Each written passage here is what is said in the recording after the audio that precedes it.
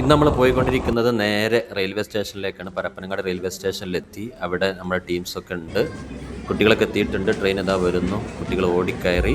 കയറി കഴിഞ്ഞാൽ പിന്നെ കുട്ടികൾക്ക് ദേശീയഗാനാണല്ലോ, അത് തുടങ്ങി. എന്തൊക്കെയോ സംസാരിച്ചുകൊണ്ടിരിക്കുന്ന കാസിം സാറുണ്ട്, എന്തോ കേട്ടുകൊണ്ടിരിക്കുന്ന മുജീബ് സാറുണ്ട്, അവിടെ അന്തം വിട്ടിരിക്കുന്ന സൽമാൻ സാറുണ്ട്. എനിക്ക് കയ്യിൽ കിട്ടിയ സാധനം തിന്നതിനിടയിലാണ് ഞാൻ വീണത്. അതിനിടയ്ക്ക് തന്നെ കണ്ണൂർ എത്തുകയും ചെയ്ത്. കണ്ണൂരെത്തി കുട്ടികൾ ഇറങ്ങി നടന്നു. പിറ്റേന്ന് രാവിലെ നമ്മൾ നെഹ്റു കോളേജിലെത്തി.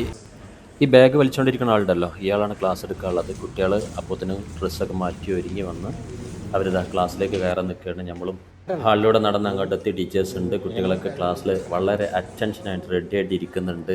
സൽമാൻ സാറ് ടച്ച് സ്ക്രീനിൽ എന്തൊക്കെയോ വരച്ചു കൂട്ടുന്നുണ്ട്. അതിനിടയിൽ ക്ലാസ് പുരോഗമിച്ചു. അഷ്റഫ് സാറ് ഉഷാറായിട്ട് ക്ലാസ് എടുക്കുന്നുണ്ട്. കുട്ടികളെ വരപ്പിക്കുകയും ചിത്രം പൊട്ടുകയൊക്കെയാണ് പരിപാടി.